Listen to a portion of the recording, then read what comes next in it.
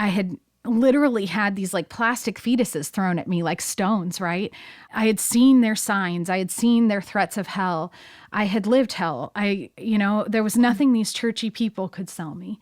I liked this Jesus, but I couldn't handle the churchy people. I think one of the things that had always bothered me was like, where were they when I was coming out of the abortion clinic and walking right back into that abusive relationship? I'm JJ Heller. And I'm Dave Heller. And this is Instrumental. In every episode, we explore the instrumental moments that made our guest who they are today. We hope our conversation reminds you that every second matters because none of us knows which moment will be the one that changes everything. Big love happens in the small moments. Hey, everybody. It's been a long time.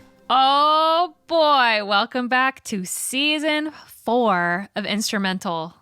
We took a big break from the podcast because we've been making a ton of music. We released I Dream of You Volume 3. And Volume 1. And your children's book, Hand to Hold. That's right. And monthly singles still, every month. A song on the first Friday of every month. Plus, we've been working on a couple of other projects that we're wrapping up right now. For next year. Yeah.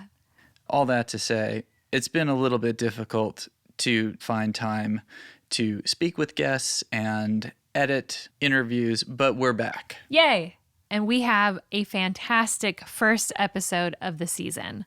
We interviewed Holly Hayes, who we first heard about from Jamie Ivey for her episode. And Jamie is a podcast host, and we were talking to Jamie about some of the most memorable guests that she's had on her show. And she was like, there was this girl, Holly Hayes, who I will never forget. And we were like, we should talk to her. Yeah, she needs to be on our podcast. And so we did talk to her. And I cannot believe our conversation. Just the stories that Holly has to share with you are unbelievable. Holly is the founder of Sanctuary Project, which is a nonprofit social enterprise that provides meaningful employment and job training to women who have survived lives of trafficking, violence, and addiction. And Holly knows this life well because it's the world that she came from. And just a quick note to parents, these are adult themes that we're going to be discussing, and so if you have children with you, you may want to sit this episode out. But for the rest of you, I hope you enjoy hearing Holly's story. Our conversation with Holly begins with a story from a trip overseas and an epiphany about her own story that would shape the rest of her life. Here's Holly. So in 2011, I had heard about the anti-trafficking movement. And at the time, I wasn't even yet identifying as a trafficking survivor. I was saying I was a former sex worker. I hadn't actually made the link that my situation was trafficking because I thought of trafficking as this over there problem. It was something that was happening in Thailand. It was something that was happening in Africa. It was something that was happening in the Middle East. And it meant that someone had been stolen from their village and then sold to the businessman in the city who was then exploiting them, and they were chained to a bed in a brothel. But I knew my own experience, having been a sex worker and having experienced exploitation in the way I had, could be valuable in the anti-trafficking movement. One of the ways I found was a trip to Thailand with a group of women to minister to the girls in the brothels there. Wow. And working with an organization called Nightlight. It was funny because one of the first things I noticed was like, wow, they don't think they're being exploited. They don't know that that's what's happening. They actually think that this is their fun life, and they have their friends here, and they're able to buy nice handbags. And they all have this sort of idea I had in my mind that I'm going to meet some Western man and it's going to be this pretty woman story where we fall in love and I end up, living happily ever after with one of these men who's coming in here. How old are these girls? In Thailand, it's hard to know because they don't advertise their ages. But I will say that a lot of them had braces. So it was clear to me that they were definitely under 18. Thailand doesn't have the same sort of restrictions on these things that we have in the States. So, at that young age, basically, you just accept that life is the way that it is. Right. It's just kind of like you have no exposure to an alternative. Absolutely. And I think there's this sort of Stockholm Syndrome thing that develops too, where you're like, you start to even love the life you're in because it's all you know. And relationships are formed. I think one of the things that people overlook when it comes to trafficking scenarios is that it's usually happening within a group of women, and there's a bond that happens with those other women. And so they just felt like, this is my girlfriends and we're all doing this together. And they actually had this sort of community they'd formed within the brothels there. And they had their best friend, and they had their other friends, and then they had the girls they didn't like. And, and those sort of dramas actually took up more of their energy than the fact that they were actually being held there really against their will and really had no other options in life. And so it's so interesting, right? Because you think, oh, you want to go in and rescue these girls from these chains and exploitation, but they're like, well, I just want to talk about this drama with this other girl, and I want to talk about this boyfriend that I have and why he's not texting me back. And it's sort of the same dramas that I see, even in the work I do today, where you would think you would be highly concerned with your trauma and your exploitation and getting away from your trafficker. And yet these other dramas are actually the things that are kind of taking up most of your time. And then these relationships are actually your primary focus even within it. Here they were, day in and day out doing this work that I had to do and felt was awful, and yet they seemed okay. But what it did was it reminded me of my own experience, and that my experience was quite similar. When I was in that life, and if someone asked me like, oh, can I rescue you? Can I get you out? I would have said, rescue from what? I knew that I was in an abusive relationship with my boyfriend. I knew he was violent and I didn't like that. I knew I was trapped in addiction and I didn't like that. But if you had told me, you're being trafficked, I want to rescue you, I would have been like, no, that's actually like how I get my, needs met. Like that's how I get food. That's how I get shelter. Like that's my livelihood. That's not exploitation. And so it did open my eyes in a way to, if this is happening in Thailand with these girls that I know their situation and yet they seem blinded to it, is this happening in America too? And a couple of years later, even my eyes were open to, oh, was this me? Oh, wait, hold on. I had a pimp. Hold on. I was asked to do this. I didn't choose this. And so there was this massive eye-opening that happened for me in that ministry, in those brothels. And then the other eye-opening thing I got to see was that there was this community on the other side of that red light district at nightlight where they had brought girls out of the brothels, and they had developed this community too. And they were sort of using that same bonding the girls had, that sense of community the girls had, and they were using it on the other side, on the restoration side as well, and having them come in community together make jewelry. And so there was this really sweet sort of juxtaposition of seeing kind of the same group dynamic, the same bonding happening within community, but here they're doing something restorative and redemptive, and they're learning a skill, and they're finding their livelihood and their sense of identity and purpose apart from sex work. And here, obviously, it's being used for evil and it's being exploited, and it's quite dark. And so I got to see really how that community dynamic was so important. Survivors being with other survivors, women being with other women, doing a craft together even, which is such an ancient, beautiful ritual, right? Of like creating together in community with women. That really showed me that the picture for restoration needs to incorporate some of the very things that I saw kind of working almost in their exploitation. Yeah. Can you kind of paint a picture for us of both of those spaces? It's so funny because it's quite a literal picture of light and darkness. The brothels in the red light district in Thailand, specifically in Pat Pong where we were, they're incredibly dark. There's literally like red light in there, and it's Do they only operate at night? Primarily. So Pat Pong is a strip that has a night market that actually draws in a lot of tourists, and then it's lined on either side by essentially strip clubs. I assume you've never been in one, but I'll just tell you about it. For those of you listeners who have never been in a strip club, this is for you. Exactly. So, you have girls dancing on poles. Girls are in their underwear, and then they're also sort of out in the audience of men who are there to spectate and purchase, and it's highly tourist focused. And so I remember seeing one of the most horrifying pictures that I could never get out of my mind of a man who had purchased like 6 girls, and they were all around him, and they pay the girls' bar fee to their trafficker. It gets paid to the owner of that establishment. When a man pays the bar fee, he then gets to take the girl and essentially do whatever he wants to do with her.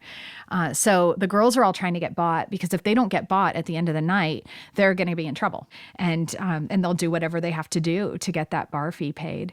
One thing that was really interesting about the, even just like the visual juxtaposition of the brothels in Thailand and the work we were doing at Nightlight was the Nightlight offices are all white and bright and the girls are all fully clothed. And it was such a sweet relief, I think, after in the evenings going and ministering in the brothels, to then in the daytime be in those offices that were filled with prayer, that were filled with women who had made a choice to leave. And most of the time they'd made that choice to leave rather than being sort of rescued, as we would put it. Mm-hmm. And then the jewelry, one thing that was so sweet about the jewelry is that all day long they're making beautiful things, right? And that just builds this sense of identity all day that I'm someone who makes beautiful things. Mm-hmm. I'm someone who makes beautiful things. I'm someone who makes beautiful things. Where in the bars you have these girls who are just, all day long they're being told, I need to be a beautiful thing. I need to be a beautiful thing. I need to get purchased. I need to be sexy. I need to make money. And so the rest and the peace I saw in the girls who were with Nightlight versus the anxious striving I saw in the girls who were trapped was a real juxtaposition as well. So even when you were in Thailand, you didn't even recognize that their situation was also very similar to your own situation. Right. Can you tell us about when that switch went off? So it was a couple of years after I had come back from Thailand, and I was continuing to sort of volunteer in the anti-trafficking space. Always I would identify as, I wasn't trafficked, but I am a former sex worker. I wasn't trafficked, but I am a former sex worker. So what happened was someone actually said to me, so you never had a pimp? And I was like, well, I mean, I guess I did, but he was my boyfriend. And they were like, oh, and you chose it. It was your idea? And I was like, oh, wait. No, it definitely was not my idea. It was definitely his idea. And this person just sort of helped me unpack it. And I finally got to the point where I was like, oh my gosh, I was trafficked.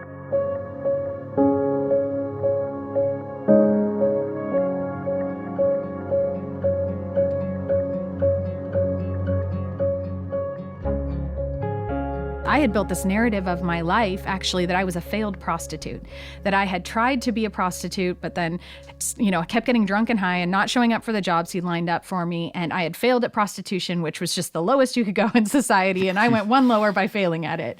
And so that was really the narrative I had built for my life.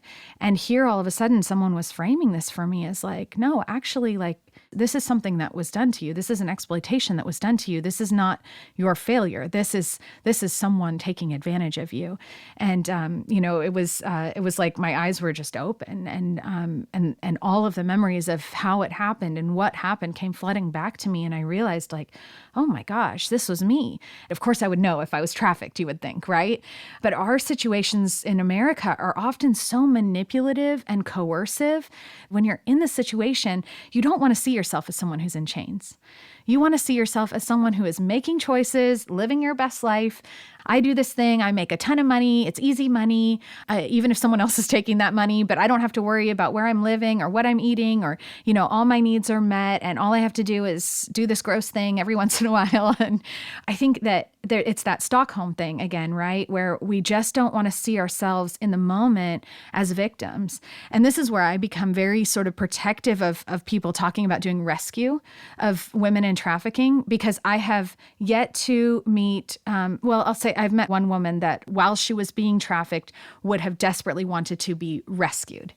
For all the other women I've met here in America, the word rescue would not have applied. What actually needed to happen was that they needed to hit a sort of bottom or a hopelessness or a breaking point with it, where they got to the point where they did not want this life anymore. What are the ramifications for you personally moving on from that point?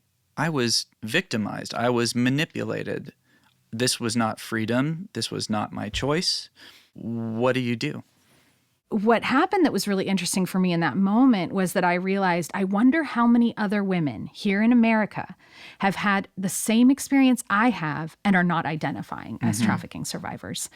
And I started to dream of how can I reach these women that, like me, may identify as addicts, may identify as domestic violence survivors, may identify as former sex workers, but are not able to identify as a trafficking survivor because they have these preconceived notions about what trafficking is.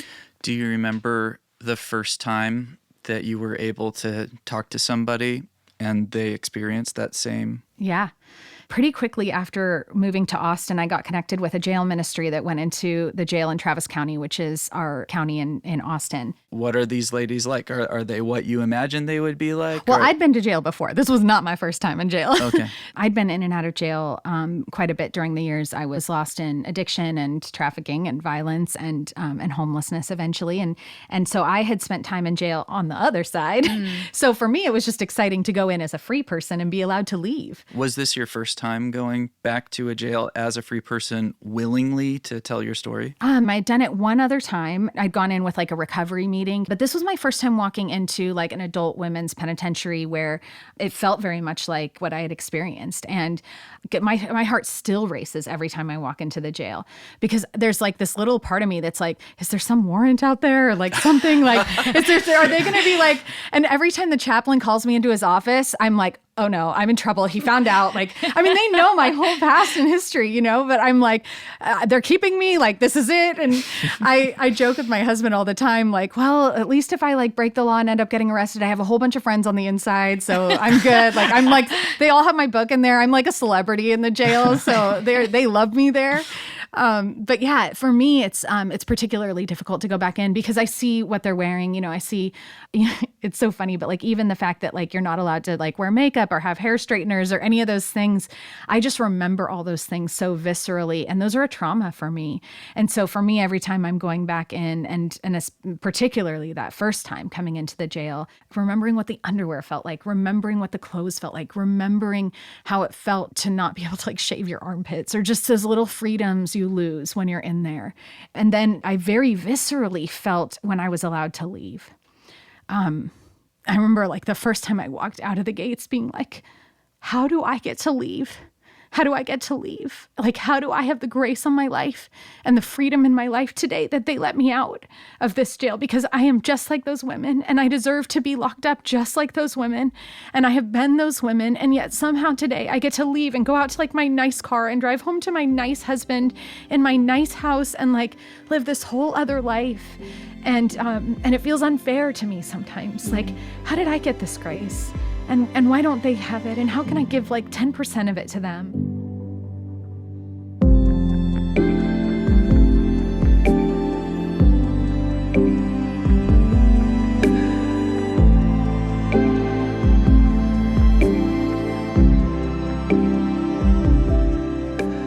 That never stops, I think, that feeling when I leave and they buzz me through the gate like I'm a normal person. And I know in my heart, I'm not. I know in my heart that I deserve the penalty they have. And yet I'm set free. And so the best I can do is just to bring that story to them and say, you have access to this freedom too. You have access to a whole new life too. I've sat in your clothes. I've sat in your underwear.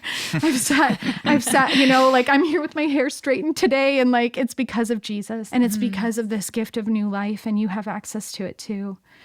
And, you know, and backing up to telling my story there for the first time. And the chapel feels like this really sweet sanctuary and this really sweet place of freedom in the midst of a lot of cinder block and bars. And it just has a whole different spirit over it. And the chapel in Travis County, it sort of is in the very center of a bunch of the cell blocks. They're drawn to it because it's a place they can actually like sit and relax and be themselves and get away from the cinder block and the cells. And the room is carpeted and there's tables, and they get like pens, and they can like draw on their little curriculum and those things that, you know, I mean, it sounds so silly to be like, they get pens, but like they don't get pens in their cells, right? And so this is an opportunity for them to get to doodle or listen or sit or cry or pray or ask a question or connect with people from the outside world or meet Jesus. And so when I start sharing, I see this sense of relief come over the girls in the room. I always start by telling them that I've been where they are. And I think for so many of the girls in there, and myself included when I was in situations like that, the last thing they need is a bunch of churchy ladies coming in and trying to help them. And so, they come there to the chapel because they can have the carpet and the pens and right. But I think they tolerate sometimes the churchy ladies talking at them. When they hear me start to break those preconceptions that I'm not a churchy lady, that, that I've been where they've been, I share that I'm in recovery and that at this point, I'm 20 years sober. And so I share that I'm a former drug addict and alcoholic, and that helps them feel relief, I think, immediately, because they're like, she gets my life and she has what I want, which is sobriety, because almost every single woman in there struggles with addiction. And then when I start to share my story of exploitation and about my trafficking, there were two girls, and I remember where they were sitting. One of them was a Hispanic girl with long curly hair, and then the other one was a white girl that had short dyed hair. It was like pink or something. And afterward, I got to talk with both of them, and the Hispanic one needed a translator, and so we had sort of limited conversation. But the other girl, I got to actually like sit with and talk with and help her process what had happened to her. And it felt like such a sweet sense of purpose and meaning. And at this point, I was starting to dream about building Sanctuary Project. I was starting to dream about building a place where women could come and rebuild their lives and rebuild their resumes and be with other women in community, just like I'd seen in Thailand. And so at that point, it was really assessing, like, is there a need for this, right? Is there a need for a nonprofit here in Austin that works with girls in this way? And so it was pretty clear from day one that there was a need there. And every single time I've taught, I've gotten to see tears. Every single time there's at least one girl who is identified in that moment for the first time as a trafficking survivor.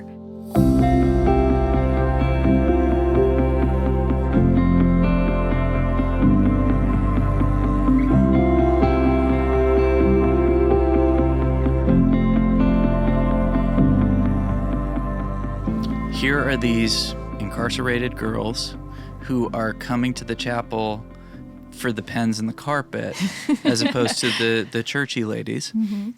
Part of the reason why they'll listen to you is because you have this experience. And so you have earned the street cred to be able to speak to them. Yeah. Which means you are uniquely situated to be able to do that. No matter how educated I am, are these girls going to listen to me talking to them the same way that they're going to listen to you? No. Right. But I think that's okay, because I think we're all called to different pieces of this, right? You guys are in the position where you get to influence music, right? And that's what you're called to. And so I think we all can look at this from like, what is my part in this? And in some ways, I like to tell people who are not survivors, who are not trained in trauma-informed care, stay out of it. I love you. Support us financially. Talk about it. Share with your friends. Buy jewelry, but stay out of the work, because we do need to be so careful in how we tread. And I do think that God has been really intentional about who he's raising up as voices in this that can articulate what the issues are and how we can best solve them. Yeah. And so leaving that to the experts, leaving that to survivor leaders, leaving that to organizations that have been doing the work for years and understand the nuance of the issues, I think is really important. And as much as I want to see the church mobilized around fighting trafficking, it is an incredibly nuanced problem. And if anything, it's actually just a symptom of many systemic problems. And so it's a hard thing to ask of people. Like, thank you for your support. Now please stay out of the way so we can do the hard work of trying to break down the systems that are leading to exploitation.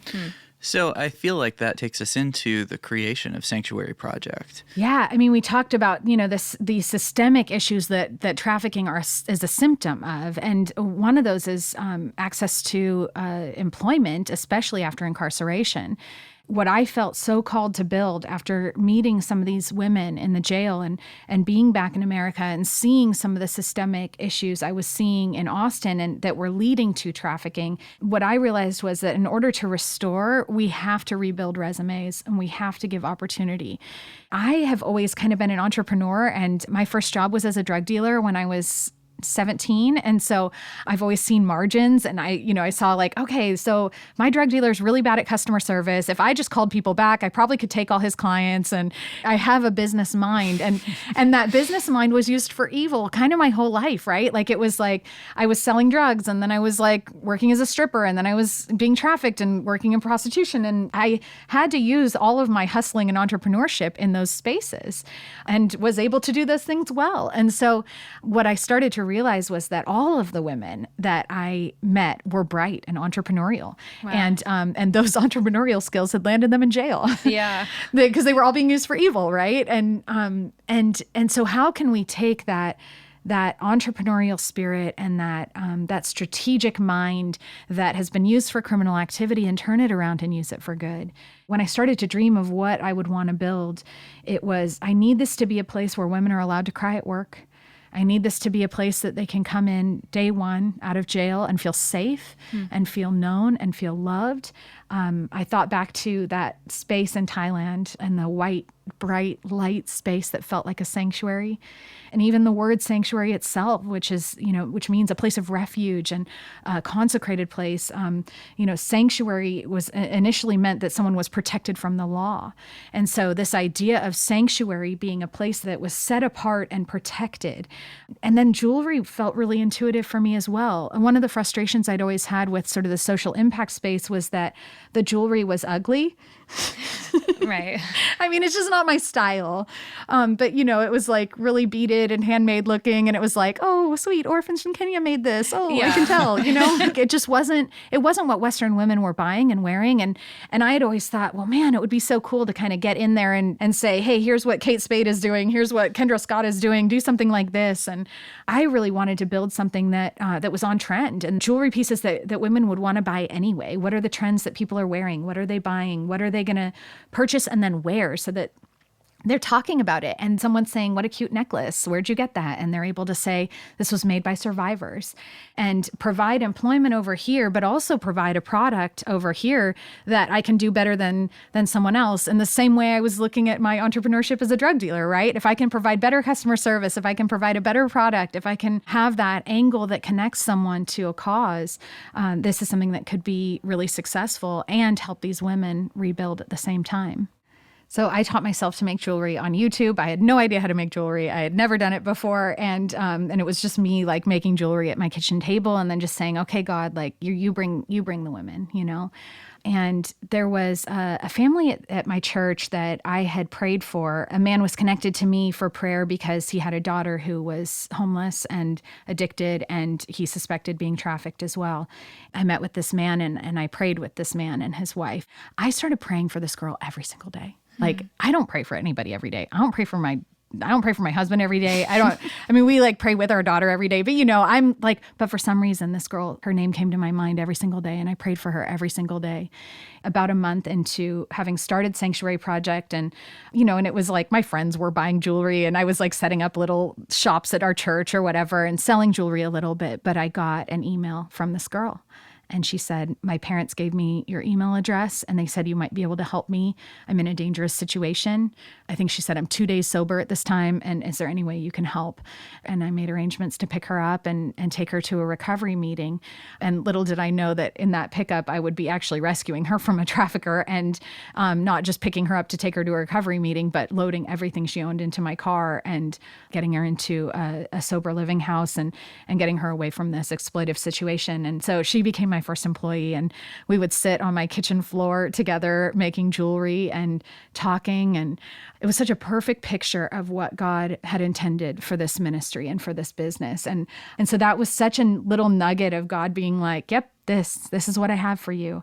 And, women just kept coming. Like, it was like all the ways they came was so unique. Like, every time we're ready for a new girl, God brings them. And a lot of times it's the jail, but sometimes it's not. Sometimes it's someone will hear a podcast I'm on and their sister is being trafficked, and then their sister is all of a sudden coming and working with us. And so I just never know.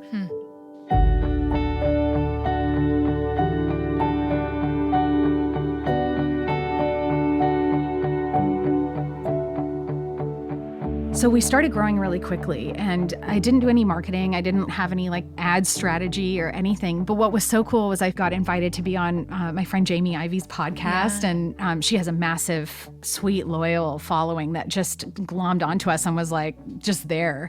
We outgrew my kitchen very quickly and got given a space, our first office space, and we were in there for a short time and then outgrew that and found this beautiful white sanctuary building in East Austin on East Cesar Chavez, which is like sort of the main thoroughfare in East Austin. And one of my best friends from Paris moved to become our director of operations, who's also a survivor. Another girl I'd known from the recovery community came in to be our production manager. One of the girls I met in the jail came in and into our job training program and then became our office manager and then got promoted to our program manager.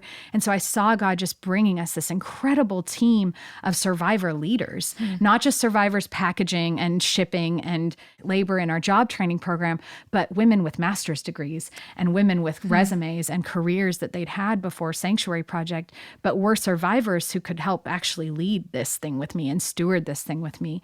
In February of 2020, we had an incredible door open and Target came to visit us. What? And I mean, and it was like, we thought maybe Target was sending like their junior representative of like juniorness. I don't know. But it was the president of sourcing and the vice president of ethical sourcing who came and toured Sanctuary Project and fell in love with our mission and everything we were doing. And so I just got to see God like opening doors that no man could open and just being so faithful that as I stepped out in faith and said, okay, I'm going to hire this first person, even though we don't have any money. And the only orders we've ever gotten are like from my friends and these 17 people who bought jewelry after hearing me on Jamie Ivy, or, I just kept stepping out in faith and he just kept meeting us and kept honoring it.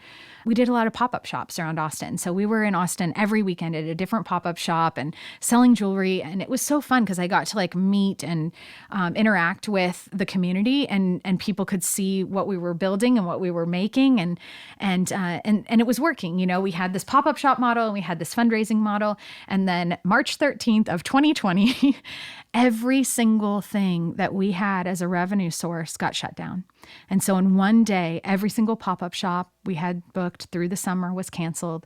Every event we had booked through the fall of that following year was canceled. And every single stream of revenue we had was gone.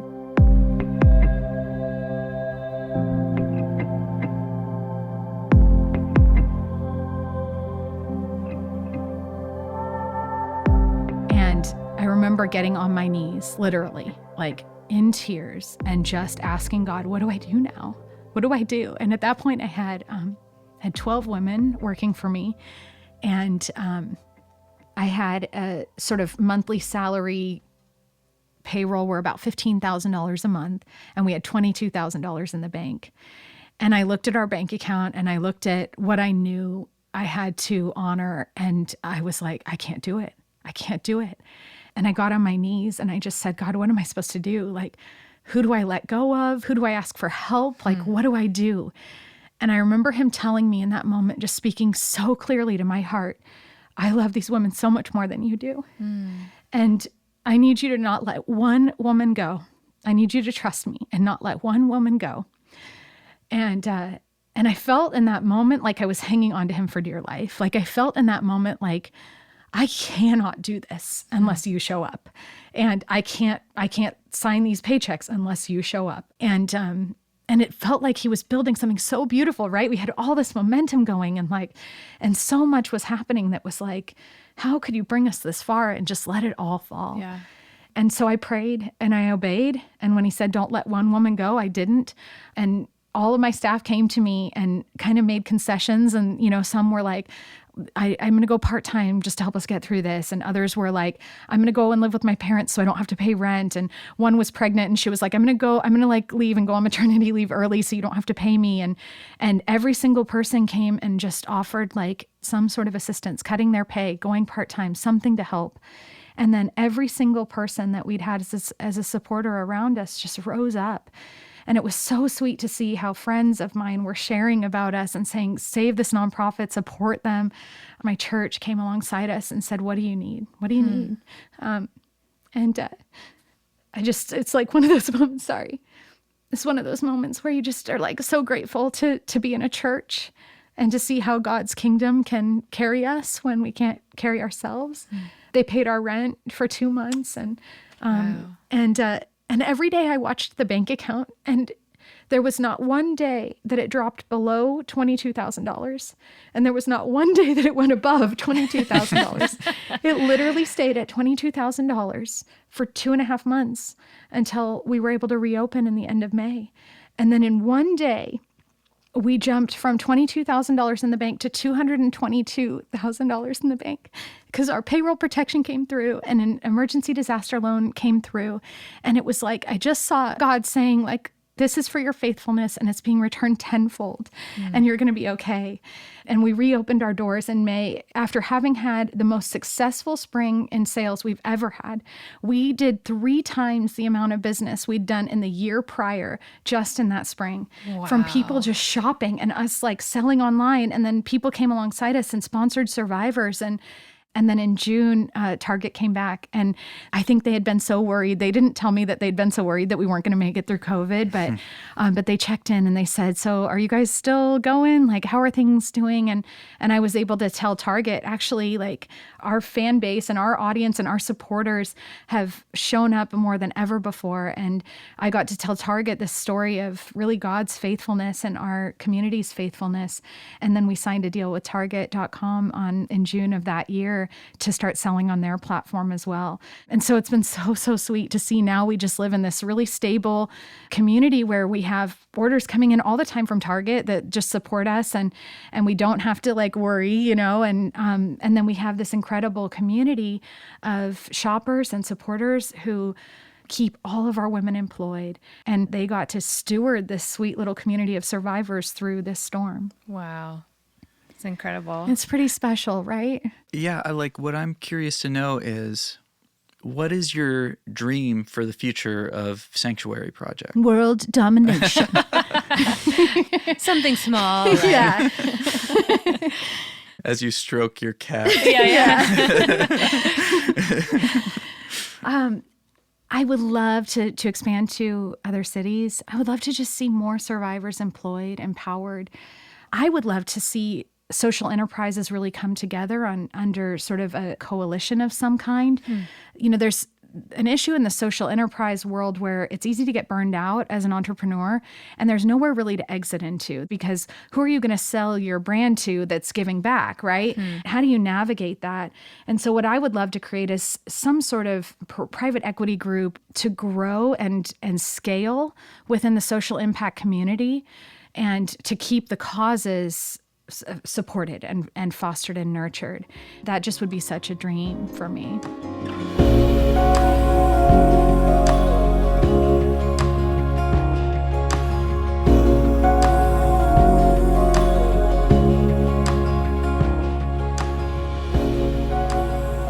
I was living in Boston when I was being trafficked. After my trafficker kicked me out, I was homeless, and in February of 2001, I was on the floor of a public bathroom in Boston, Massachusetts, and it was cold and homeless and addicted and lost, and I was watching my tears hit the floor, and I just said, "God, help me."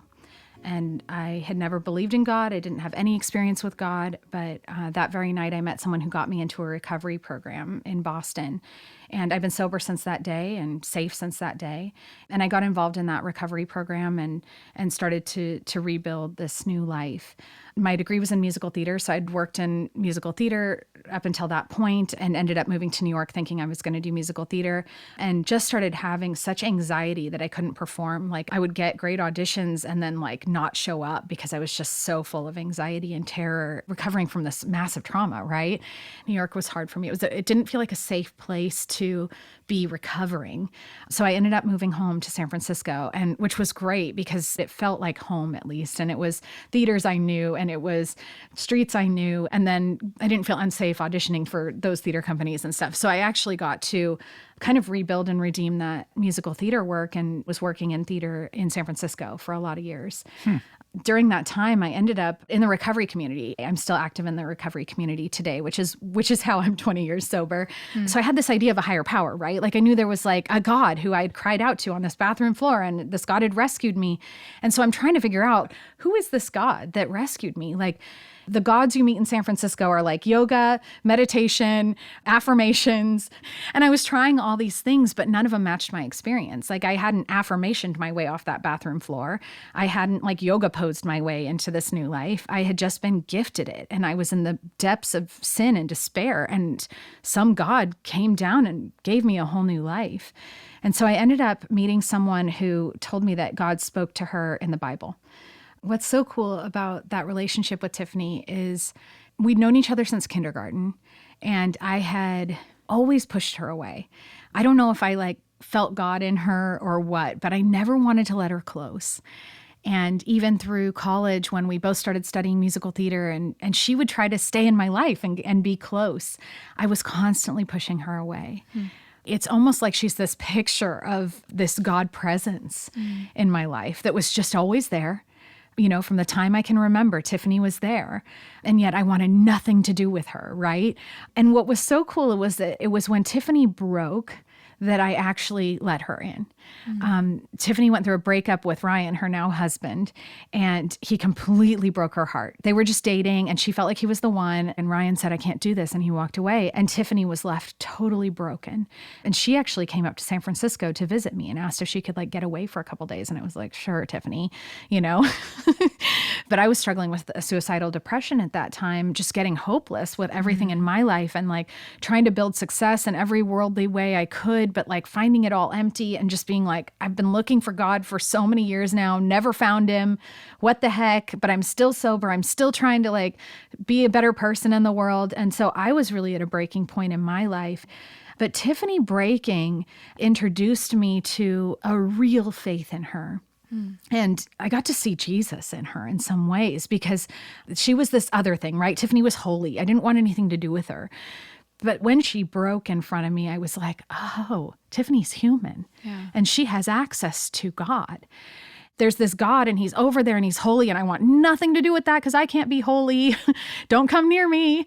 And so she came into my life at this moment and broke and I got to see her journaling and reading the Bible and I started asking her questions. I was like, what are you doing? Why? What do you have there? You know, like, what is this? And I had been curious about spiritual practices because I'd been working the 12 steps for years at that point. I mean, I was 8 years sober. This was a long journey toward figuring out who this God was that had saved me on that bathroom floor all those years ago. And she said, God speaks to me there. And it was like, well, what do you mean by that? And she said, well, sometimes I'm just reading and like something will jump out and I feel like it's for me. And so I'll write it down. And it looked to me for the first time like I was in front of someone who had a real relationship with God, actually could hear from God and interact with God and ask God a question and get an answer. And these were all the things I was longing for because I'd spent so many years feeling like, okay, there's some God that rescued me. I'm supposed to do these like steps and do this work and go to these meetings. And it was all either performance or ambiguity. It's so interesting to me that it wasn't until you saw her brokenness, until you saw, oh, she's not perfect, that it became an invitation to you. Yeah. And it reminds me so much of the way that you were describing what it feels like for you to walk into the jail and talk with those women. And that's like such an invitation for them to be like invited into this story to see your brokenness. I love that. I'd never thought of that, but you're right. I think when we're open about the ways we're seeking God in that brokenness, there's this holy invitation. And I had this Bible that I had stolen years ago because I was doing a role in The Grapes of Wrath as the Christian woman. And so I was like, oh, I should read the Bible to research this role. Where did you steal it from? I stole it from my college library back in Boston. And I had it with me for years. And I thought it was so funny. Like, I was just like, oh, I stole the Bible, guys. Like, it was like, to me, this was like the ultimate act of rebellion, right? Yeah. And I went and grabbed this Bible that day. And I said, okay, God, if you're real and if you're in here, speak to me. And I tipped the Bible open and I put my finger down. It landed in John 8, the story where Jesus forgives the adulterous woman and says, let he who is without sin throw the first stone at her. And one by one, they all walked away until he was alone with her. And then he forgives her. And he says, go and leave your life of sin. And it was so clear in that moment, like, this is the God that would go around to bathroom floors, picking girls like me up off of the floor and giving them a whole new life.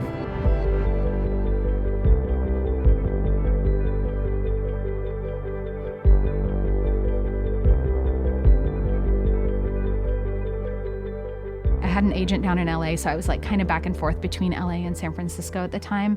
Tiffany introduced me to this house church with just an incredible group of world changers, and they discipled me before I was ever ready to like walk into a church building, you know? And part of the reason for the formation of this sort of like house church Bible study was to be a place where people in the entertainment industry could come and meet Jesus and experience Jesus. And so it was really built to be a safe place for people to explore a faith. And I wasn't the only person there who was exploring faith.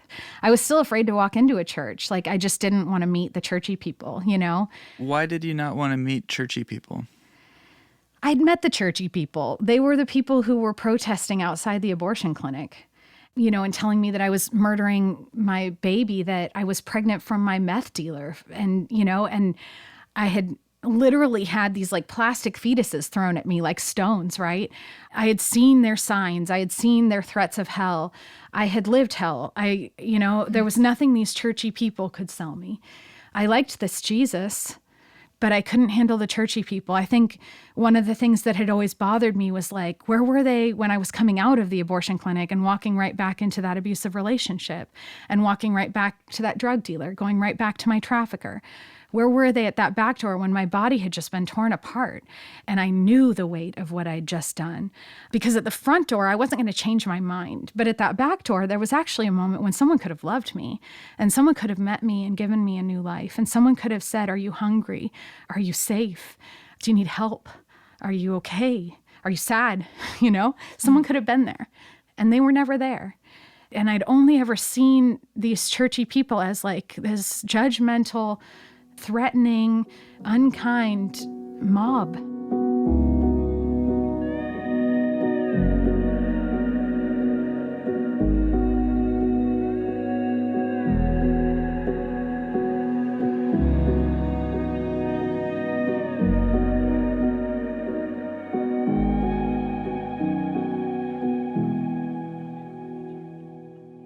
And so the idea of walking into a church, I would go into the basement of a church for an AA meeting any day. I love the church basements. You would find the alcoholics in the church. Yeah, that's amazing. Yeah, I loved going into the basement. I loved sliding in the back door down those steps and into that cement cinder block room with the little posters on the wall. And that was your sanctuary. Yeah, and I loved meeting God there. And that's where I remember walking into my first recovery meeting in the basement of a church. And I had these like whiskey stains down the front of my shirt and I smelled so bad. I was homeless. I'd never washed that sweater I was wearing or the pants, I was smelly. I was not even a day sober. And everyone there just loved me and greeted me. And like people hugged me and they said, we're so glad you're here. And I hadn't had that kind of welcome in so many years at that point. Mm. They had stale Chips Ahoy in the corner and free coffee. And I was like, wait, I get to eat these cookies for free? Really? Like I can eat as many as I want? And they were like, yeah, they're for you.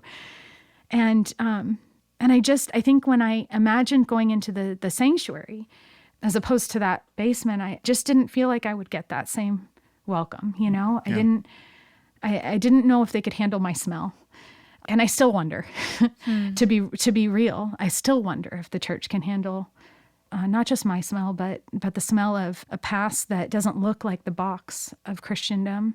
And I still wonder where we fit. And I still wonder if there's safe places for my girls, for the Sanctuary Project girls. We're always trying to find those churches that can partner with us and be a safe place, that they can come in even if they smell, that they can have some stale Chips Ahoy in the corner for them and love them and welcome them with open arms, not from like we're so glad you're here so we can fix you, but actually like we're glad you're here because you are human and you have dignity and worth and infinite value in the eyes of God.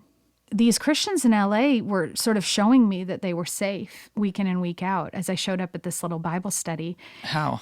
I didn't feel judged. I didn't feel put on the spot. I didn't feel like the faith I was carrying was any less than what they were carrying. And an openness, everyone shared. It was like an AA meeting, everyone would share what was going on in their faith journey. And I got to hear people open up about like not having this perfect faith journey. They were struggling too, they were coming out of drug use. They were coming out of broken relationships.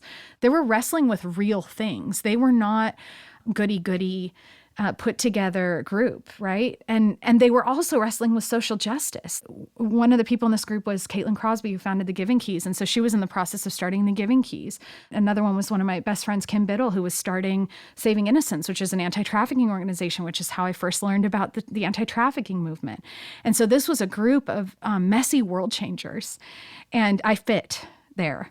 I could see myself there. I could see myself in a group of people who weren't afraid to be open about the brokenness in our past and our hearts, but to seek after a God who was bigger than that and could redeem it. And to not just seek after that God, but ask that God, how do you want me to use my broken life and past? How do you want to use it to bring you glory and to change the world? I mean, I feel like it was so intentional, God placing me in that group before I ever met any other Christians, right? He was like, here's a bunch of safe, open, loving Christians.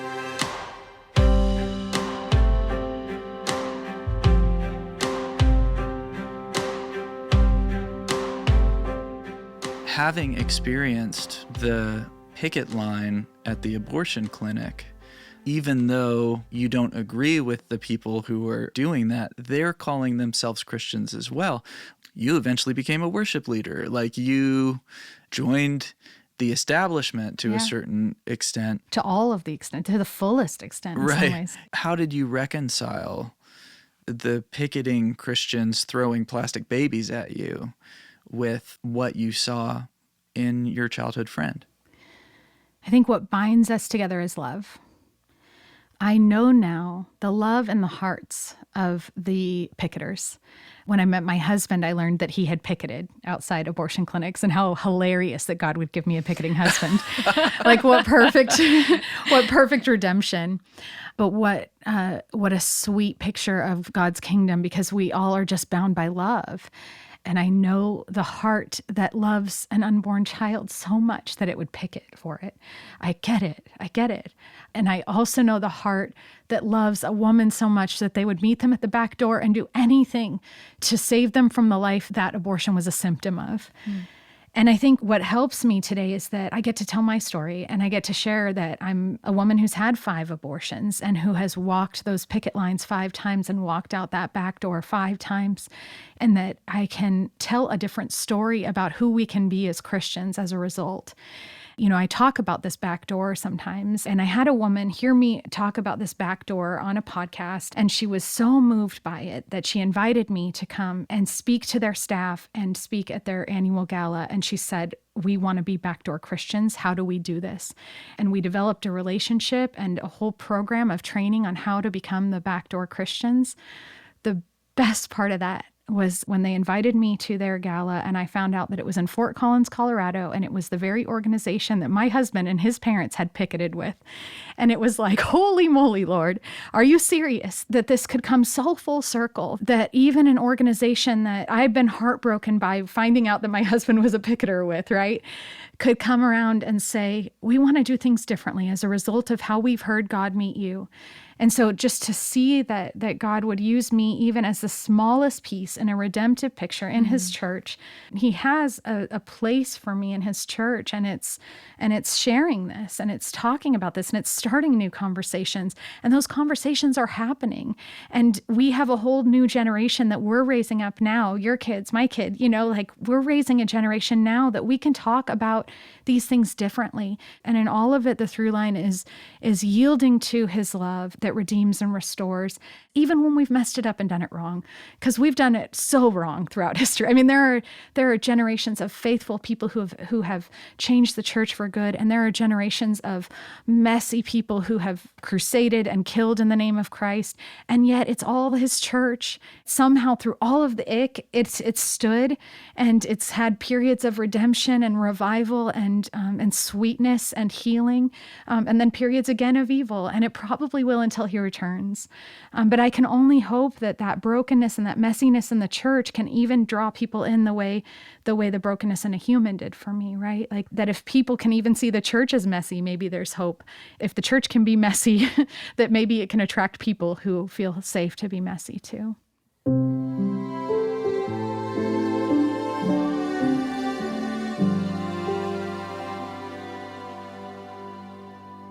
Tiffany's now husband's name is Ryan? Yeah. Okay.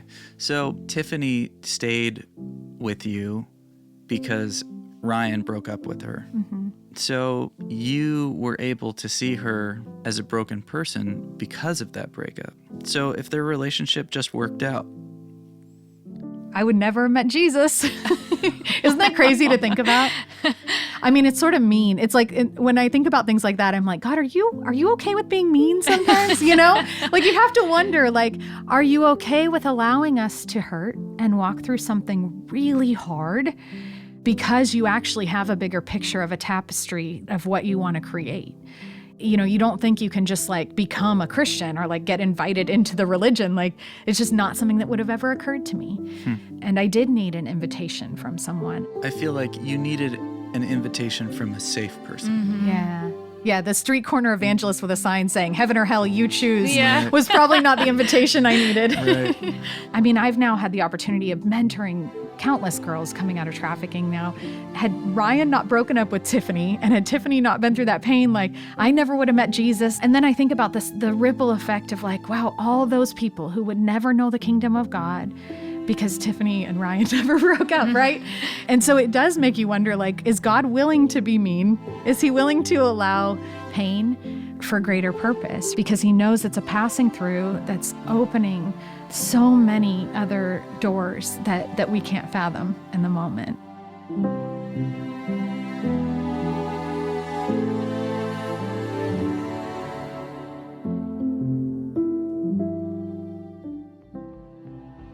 So what do you think, JJ? Was Jamie Ivey right? Oh, was she ever?